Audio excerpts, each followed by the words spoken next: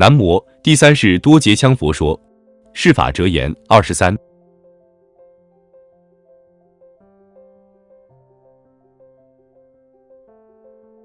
成就之祸，具之智者而善立时，故事业之成，必备时。具之无实业无言机，时至具之，就业犹然。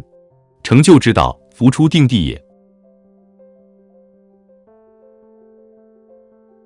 世间上的人在干事业的过程中，有的取得了成就，有的遭到失败，而且个人所取得的成就各不相同，异类相殊，有大有小。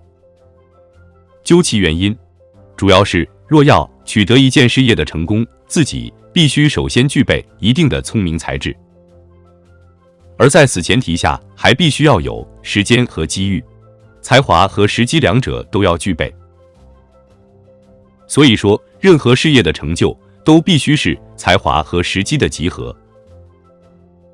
如果只有才智、聪明，而没有时间和恰当的机会，那么就可能没有发挥聪明才智的条件，既无法深入研究这件事情的本身实质，也不能在最适合的时间去掌握它，所以就不会成功。